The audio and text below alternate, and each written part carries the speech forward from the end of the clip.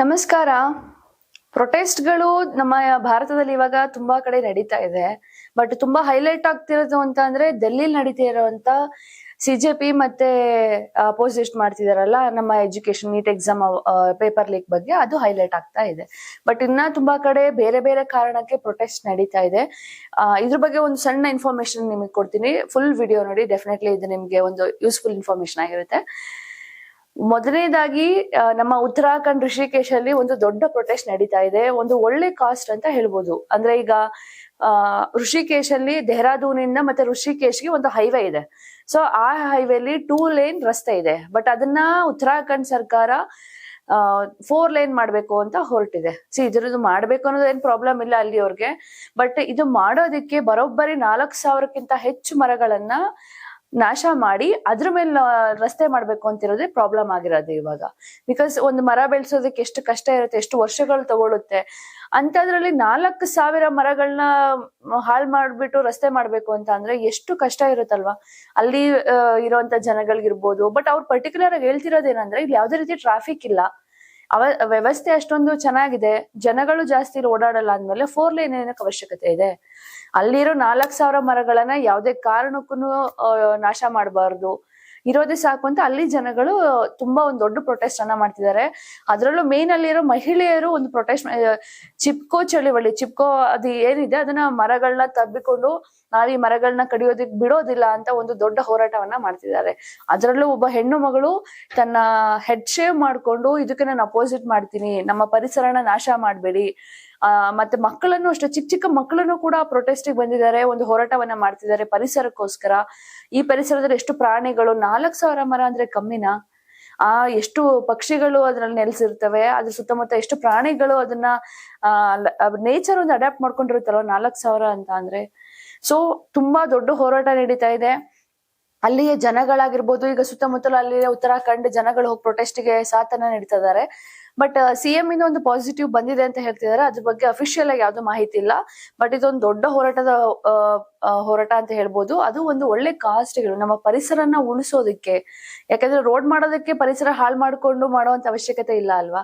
ಯಾಕಂದ್ರೆ ಅದು ತುಂಬಾ ರಿಸ್ಕ್ ಅಂತ ಅನ್ಸುತ್ತೆ. 4,000 ಮನೆಗಳನ್ನ ಹಾಳು ಮಾಡ್ಕೊಂಡ್ರೆ ನಮ್ಗೆ ಲಾಸ್ ಅಂತ ಅನ್ಸುತ್ತೆ. ಸೊ ಇದು ಒಂದು ಹೋರಾಟ ನಡೀತಾ ಇದೆ ಋಷಿಕೇಶ್ ಅಲ್ಲಿ. ಇನ್ನ ನೆಕ್ಸ್ಟ್ ಬರೋದಾದ್ರೆ ನಮ್ಮ ಗುಜರಾತ್ ಅಲ್ಲಿ ಒಂದು ದೊಡ್ಡ ಹೋರಾಟ ನಡೀತಾ ಇದೆ. ಅದು ನಮ್ಮ ರೈತರುಗಳು ಅವರ ಜಮೀನುಗಳನ್ನ ನಾವು ಒಂದು ಪ್ರೈವೇಟ್ ಕಂಪನಿಗೆ ಕೊಡೋದಿಲ್ಲ ಅಂತ ಒಂದು ಸಾವಿರಾರು ರೈತರುಗಳು ದಿನೇ ಒಂದು ಹೋರಾಟ ಜಾಸ್ತಿ ಆಗ್ತಾ ಇದೆ. ಈಗ ಗುಜರಾತ್ ಸರ್ಕಾರ ಮತ್ತೆ ಒಂದು ಪ್ರೈವೇಟ್ ಕಂಪನಿಗಳು ಟೈಅಪ್ ಆಗಿ, ಅಂದ್ರೆ ಈಗ ಕೆಲವೊಂದು 20 ಹಳ್ಳಿಯಲ್ಲಿ ಜಮೀನನ್ನ ತಗೊಂಡು ಅವರ ಹಳ್ಳಿಯಲ್ಲಿ ಆ ಜಮೀನನ್ನ ಇದ್ ಮಾಡ್ಕೊಂಡು ಬರೋಬ್ಬರಿ 761 ಟ್ರಾನ್ಸ್ಮಿಷನ್ ಟವರ್ಗಳಂತಾರಲ್ಲ, ಕರೆಂಟ್ ಟವರ್ಗಳು, ಅದನ್ನ ಹಾಕ್ಬೇಕು, ಅದರಿಂದ ಹೆಲ್ಪ್ ಆಗುತ್ತೆ ಅಂತ ಹೇಳ್ತಿದ್ರೆ. ಫೈನ್, ಹೆಲ್ಪ್ ಆಗುತ್ತೆ. ಬಟ್ ಅಲ್ಲಿಯ ರೈತರುಗಳಿಗೆ ಲಾಸ್ ಆಗುತ್ತಲ್ಲ. ಸೊ ಆ ರೈತರುಗಳು ಹೇಳ್ತಿರೋದೇನು ಅಂದ್ರೆ ಆ ಟ್ರಾನ್ಸ್ಮಿಟರ್ ಟವರ್ಗಳನ್ನ ಹಾಕಿದ್ರೆ ಯಾವ್ದೇ ರೀತಿ ಬೆಳೆಗಳನ್ನ ಬೆಳೆಯೋಕ್ಕಾಗೋದಿಲ್ಲ, ಅದ್ರ ಸುತ್ತಮುತ್ತನೂ ನಾವು ಹೋಗೋಕ್ಕಾಗೋದಿಲ್ಲ ಅಂತ ಹೇಳ್ತಿದ್ದಾರೆ.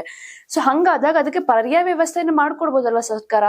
ರೈತರ ಡಿಮಾಂಡ್ ಇರೋದು ಇಷ್ಟು, ಅಲ್ಲಿ ನಮ್ಗೆ ಪರ್ಯಾಯ ವ್ಯವಸ್ಥೆ ಜಮೀನನ್ನ ಮಾಡ್ಕೊಡಿ, ಇಲ್ಲ ಇಷ್ಟು ಮೊತ್ತ ಅಂತ ಅದಕ್ಕೆ ಫಿಕ್ಸ್ ಮಾಡ್ಬಿಟ್ಟು ನಮ್ಗೆ ಕೊಡಿ, ಇಲ್ಲ ನಾವು ಬೇರೆ ಕಡೆ ಜಮೀನ್ ತಗೊಂಡು ನಾವು ಏನೋ ಒಂದು ಸೆಟಲ್ ಆಗ್ತೀವಿ, ನೆಕ್ಸ್ಟ್ ಜನರೇಷನ್ಗೆ ಮಾಡ್ಕೊಂತೀವಿ ಅಂತ ಅವ್ರು ತುಂಬಾ ಡಿಮಾಂಡ್ ಇರ್ತಿದ್ದಾರೆ. ಬಟ್ ಇದಕ್ಕೆ ಸರ್ಕಾರ, ಗುಜರಾತ್ ಸರ್ಕಾರ ಯಾವುದೇ ರೀತಿ ರೆಸ್ಪಾನ್ಸ್ ಅನ್ನ ಮಾಡಿಲ್ಲ ಇದುವರೆಗೂ. ಅವ್ರು ಹೇಳ್ತಿರೋದು ಒಂದೇ, ಒಂದು ಪ್ರೈವೇಟ್ ನಮಗೆ ಬೇಕು, ಒಂದು ಒಳ್ಳೆ ವ್ಯವಸ್ಥೆ ಬೇಕಿಲ್ಲ ಅಂತ ಹೇಳ್ತಿಲ್ಲ. ಬಟ್ ಅದಕ್ಕೆ ನಮ್ಮ ಜಮೀನ್ಗಳನ್ನ ಹಾಳು ಮಾಡ್ಕೊಂಡು ನೆಕ್ಸ್ಟ್ ಜನರೇಷನ್ಗೆ ಏನ್ ಮಾಡ್ಬೇಕು, ಇಲ್ಲ ಒಳ್ಳೆ ಅಮೌಂಟ್ ಕೊಡಿ, ಡೈರೆಕ್ಟ್ ಆಗಿ ಕೇಳ್ತಿದಾರೆ ಅವರು. ನಮ್ಗೆ ಇಷ್ಟು ಅಮೌಂಟ್ ಬೇಕು, ಇಲ್ಲ ಒಳ್ಳೆ ಜಮೀನ್ ಕೊಡಿ, ವ್ಯವಸ್ಥೆ ಮಾಡ್ಕೊಟ್ರೆ ಜೀವನ ನಡೆಸೋದಕ್ಕೆ ಯಾವ್ದೇ ಪ್ರಾಬ್ಲಮ್ ಇಲ್ಲ. ಬಟ್ ಇವ್ರು ಯಾವ್ದಕ್ಕೂ ರೆಸ್ಪಾನ್ಸ್ ಮಾಡ್ತಿಲ್ಲ ಅಂತ ದಿನೇ ಹೋರಾಟ ಜಾಸ್ತಿ ಆಗ್ತಾ ಇದೆ. ಇದು ಗುಜರಾತ್ ನಲ್ಲಿ ನಡೀತಿರುವಂತ ಪ್ರೊಟೆಸ್ಟ್. ಇನ್ನ ಮೂರನೇದಾಗಿ ಬರೋದಾದ್ರೆ ಕೇರಳ, ನಮ್ಮ ಪಕ್ಕದ ರಾಜ್ಯ. ಅಲ್ಲಿ ತುಂಬಾ ಅಂದ್ರೆ ತುಂಬಾ ವೈಲೆಂಟ್ ಆಗಿ ನಡೀತಾ ಇದೆ. ಸ್ಟೂಡೆಂಟ್ಸ್ ಗಳು ಡಿಮ್ಯಾಂಡ್ ಏನ ಮಾಡ್ತಿದ್ದಾರೆ ಕೇರಳ ಸರ್ಕಾರದ ಮೇಲೆ. ಈಗ ನೀಟ್ ಎಕ್ಸಾಮ್ದು ಪೇಪರ್ ಲೀಕ್ ಆಯ್ತಲ್ವಾ, ಸೊ ಅದು ಒಂದು ಮೇನ್ ಕಾರಣ ಅಲ್ಲಿ ಆಗ್ತಿರೋದಕ್ಕೆ. ನಮ್ಮ ಎಜುಕೇಶನ್ ಸಿಸ್ಟಮ್ ಸರಿ ಇಲ್ಲ ಅಂತ ಪ್ರೊಟೆಸ್ಟ್ ಮಾಡ್ತಿದ್ದಾರೆ. ಮತ್ತೆ ಅವ್ರ ಕೆಲವು ವೈಯಕ್ತಿಕ ಸ್ಟೂಡೆಂಟ್ಸ್ಗಳು ಆಯಾ ರಾಜ್ಯದಲ್ಲಿ ಇರುವಂತ ಡಿಮಾಂಡ್ ಗಳನ್ನ ಮಾಡ್ತಿದ್ದಾರೆ, ಸ್ಟೂಡೆಂಟ್ಸ್ ಈ ತರ ಇರ್ಬೇಕು ಅಂತ. ಬಟ್ ಅದಕ್ಕೆ ಕೇರಳ ಸರ್ಕಾರ ಕೊಚ್ಚಿಯಲ್ಲಿ ನಡೀತಾ ಇರೋದೇ ಪ್ರೊಟೆಸ್ಟ್ಗೆ ಅಗೇನ್ಸ್ಟ್ ಈಗ ಲಾಠಿ ಚಾರ್ಜ್ ನಡೀತಾ ಇದೆ, ಮತ್ತೆ ಅಶ್ರು ಪ್ರಹಾರ ನಡೀತಾ ಇದೆ. ಅಂದ್ರೆ ಈಗ ನೀರನ್ನ ಇದ್ ಮಾಡ್ಬೋದು, ಲಾಠಿ ಪ್ರಹಾರ ಮಾಡಿ ತುಂಬಾ ಸ್ಟೂಡೆಂಟ್ಸ್ ಗೆ ಹಾನಿಯನ್ನ ಮಾಡ್ತಾ ಇದ್ದಾರೆ. ಈವನ್ ಸ್ಟೂಡೆಂಟ್ಸ್ ಅಷ್ಟೇ ಯಾವುದೇ ರೀತಿ ನಾವು ಪಟ್ಟು ಬಿಡೋದಿಲ್ಲ. ಸರ್ಕಾರ ನಮ್ಮ ಡಿಮ್ಯಾಂಡ್ ಗಳನ್ನ ಪೂರೈಸೋ ತನಕ ನಾವ್ ಯಾವುದೇ ರೀತಿ ಈ ಹೋರಾಟವನ್ನ ಬಿಡೋದಿಲ್ಲ ಅಂತ ಹೋರಾಟ ಮಾಡ್ತಿದ್ದಾರೆ. ಇದು ಕೇರಳದಲ್ಲಿ ಆಗ್ತಾ ಇದೆ. ಇನ್ನ ನಮ್ಮ ಡೆಲ್ಲಿಗೆ ಬರೋದಾದ್ರೆ, ಡೆಲ್ಲಿಲಿ ಯಾವ ತರ ಇದೆ ಅಂದ್ರೆ, ಆಬ್ವಿಯಸ್ಲಿ ಎಲ್ರಿಗೂ ಗೊತ್ತಲ್ವಾ, ಸೋನಮ್ ವಾಂಗ್ಚುಕ್ ಅವರು ಪ್ರೊಟೆಸ್ಟ್ ಅನ್ನ ಮಾಡ್ತಾರೆ ಅಗೇನ್ಸ್ಟ್ ಆಗಿ ನಮ್ಮ ಎಜುಕೇಶನ್ ಸಿಸ್ಟಮ್ ಇರ್ಬೋದು, ಮತ್ತೆ ನಮ್ಮ ಕೇಂದ್ರ ಶಿಕ್ಷಣ ಮಂತ್ರಿ ಅವ್ರು ರಾಜೀನಾಮೆ ಕೊಡ್ಬೇಕು ಅಂತ ಒಂದು ಧರಣಿಯನ್ನ, ಸತ್ಯಾಗ್ರಹವನ್ನ ನಡೆಸ್ತಿರ್ತಾರೆ. ಬಟ್ ನಿನ್ನೆಗೆ ಅವರ ಸತ್ಯಾಗ್ರಹನ ವಾಪಸ್ ತಗೊಂತಾರೆ. ಕಾಕ್ರೋಚ್ ಜನತಾ ಪಾರ್ಟಿ ಅದನ್ನ ಕಂಟಿನ್ಯೂ ಮಾಡ್ಕೊಂಡು ಹೋಗ್ತಿದ್ದಾರೆ ಡಿಫ್ರೆಂಟ್ ವೇನಲ್ಲಿ. ಅವ್ರು ಸತ್ಯಾಗ್ರಹ ಮಾಡಿದ್ರು, ಇವರು ಡಿಫ್ರೆಂಟ್ ವೇನಲ್ಲಿ ನಾವು ಅದನ್ನ ನಮ್ಮ ಎಜುಕೇಶನ್ ಸಿಸ್ಟಮ್ ಸರಿಯಾಗ್ಲಿ, ಅವ್ರು ಮಾಡ್ತಿರೋ ಕಾಸ್ಟ್ ಸರಿ ಇದೆ. ಯಾರು ಇಲ್ಲಿ ಪಕ್ಷಪಾತ ಮಾಡಂಗಿಲ್ಲ. ಕಾಂಗ್ರೆಸ್ ಇರ್ಲಿ, ಬಿಜೆಪಿ ಇರ್ಲಿ, JDS ಇರ್ಲಿ, ಡಸಂಟ್ ಮ್ಯಾಟರ್. ಅಲ್ಲಿ ಆಗಿರೋದು ಅನ್ಯಾಯ ನಮ್ಮ ವಿದ್ಯಾರ್ಥಿಗಳಿಗೆ, ನಮ್ಮ ಮಕ್ಕಳಿಗೆ. ಅದರಿಂದ 21 ಜನ ಸ್ಟೂಡೆಂಟ್ಸ್ ಸೂಸೈಡ್ ಮಾಡ್ಕೊಂಡಿದ್ದಾರೆ, ಇನ್ಕ್ಲೂಡಿಂಗ್ ನಮ್ಮ ಕರ್ನಾಟಕದಲ್ಲಿ ಒಬ್ಬ ಹೆಣ್ಣು ಮಗಳು ಸೂಸೈಡ್ ಮಾಡ್ಕೊಂಡಿದ್ದಾಳೆ. ಅಂದ್ರೆ ಆಬ್ವಿಯಸ್ಲಿ ಅದು ನಮ್ಮ ಎಜುಕೇಶನ್ ಸಿಸ್ಟಮ್ ಸರಿ ಇಲ್ಲ ಅಂದ್ರೆ ನೆಕ್ಸ್ಟ್ ನಮ್ಮ ಮಕ್ಕಳಿಗೂ ಆಗ್ಬೋದಲ್ವಾ. ಎಷ್ಟು ಆಸೆಗಳನ್ನ ಹೊತ್ಕೊಂಡು ನೀಟ್ ಎಕ್ಸಾಮ್ ಬರೀಬೇಕು, ನಾವು ಡಾಕ್ಟರ್ ಆಗ್ಬೇಕಂತೆಲ್ಲ ಕನ್ಸ್ಕೊಂಡಿರ್ತಾರೆ. ಸೊ ಈ ವ್ಯವಸ್ಥೆ ಆದಾಗ್ಲೇನೆ ಒಂದು ಸರ್ಕಾರ ಒಂದು ಪ್ರತ್ಯುತ್ತರನ ಕೊಟ್ಟಿದ್ರೆ ಇಷ್ಟ್ರ ಮಟ್ಟಿಗೆ ಆಗ್ತಿರ್ಲಿಲ್ಲ ಅಂತ ಅನ್ಸುತ್ತೆ. ಕೆಲವೊಬ್ರು ವೈಯಕ್ತಿಕ ಇದು ಅಂದ್ರೆ, ಇವಾಗ CJP ಬೇರೆ ಬೇರೆ ತರನೇ ಮಾಡ್ತಿದೆ. ಸ್ಟಾರ್ಟಿಂಗು ಕೇಂದ್ರ ಶಿಕ್ಷಣ ಸಚಿವ ಅವರು ರಾಜೀನಾಮೆ ಬೇಕು ಅಂದ್ರು, ಆಮೇಲೆ ಡೈರೆಕ್ಟ್ ಮೋದಿ ರಾಜೀನಾಮೆ ಬೇಕು ಅಂತ ಅಂದ್ರು. ಸೊ ಈ ತರ ಎಲ್ಲ ಮಾಡ್ತಾ ಇದಾರೆ. CJP ಅವ್ರದ್ದು ಡಿಫ್ರೆಂಟ್, ಸೋನಮ್ ವಾಂಗ್ಚುಕ್ ಅವ್ರದ್ದು ಇದ್ರ ಡಿಫ್ರೆಂಟ್ ಆಗಿತ್ತು. ಬಟ್ ಈಗ ಎಲ್ಲಾ ಸೇರ್ಕೊಂಡು ಧ್ಯೇಯ ಒಂದೇ ಇದ್ರೆ ಡೆಫಿನೆಟ್ಲಿ ಎಲ್ಲರೂ ಸಪೋರ್ಟ್ ಮಾಡ್ಲೇಬೇಕು. ಬಿಕಾಸ್ ನಮ್ಮ ಎಜುಕೇಶನ್ ಸಿಸ್ಟಮ್ ಸರಿ ಆಗ್ಬೇಕು. ಇದೇ ತರ ಮಿಸ್ಟೇಕ್ ನೆಕ್ಸ್ಟ್ ರಿಪೀಟ್ ಆಗ್ಬಾರ್ದು ಅಂದ್ರೆ ಅದಕ್ಕೆ ಏನು ಕ್ರಮವನ್ನ ತಗೋಬೇಕು, ನಮ್ಮ ಕೇಂದ್ರ ಸರ್ಕಾರ ತಗೊಳ್ಳೇಬೇಕು. ಅದ್ ಯಾವ್ದೇ ರೀತಿಯಿಂದನೂ ನಾವು ಯಾರೂನು ಅದನ್ನ ಹೊಯ್ಸ್ಕೊಳಲ್ಲ. ಈಗ ಕಾಂಗ್ರೆಸ್ ಆಗ್ಲಿ, ಬಿಜೆಪಿ ಆಗ್ಲಿ, ಡಸಂಟ್ ಮ್ಯಾಟರ್. ಯಾರು ತಪ್ಪು ಮಾಡಿದ್ರು ತಪ್ಪೇ. ಅದನ್ನ ಒಂದು ಪಕ್ಷ ಅಂತ ಪಕ್ಷಪಾತ ಮಾಡೋದಲ್ಲ. ಸೊ ಆತರ ತಗೋಬೇಕು. ಬಟ್ ಇವತ್ತು ನಮ್ಮ ಪ್ರಧಾನಿ ಮೋದಿ ಅವರು ಒಂದು ಸದನದಲ್ಲಿ ಒಂದು ಸ್ಟೇಟ್ಮೆಂಟ್ ಅನ್ನ ಕೊಟ್ಟಿದ್ದಾರೆ. ಫಸ್ಟ್ ಟೈಮ್ ಒಂದು ರಿಯಾಕ್ಷನ್ ಕೊಟ್ಟಿದ್ದಾರೆ. ಅವ್ರು ಹೇಳಿರೋದೇನಂದ್ರೆ, 9 ಜನನ ಯಾರ್ಯಾರು ನೀಟ್ ಪೇಪರ್ ಲೀಕ್ ಆಯ್ತಲ್ಲ, ಸೊ ಅದ್ರಲ್ಲಿ 9 ಜನನ ನಾವು ಅರೆಸ್ಟ್ ಮಾಡಿ ಆಲ್ರೆಡಿ ನಾವು ಜೈಲಿಗೆ ಕಳ್ಸಿದೀವಿ.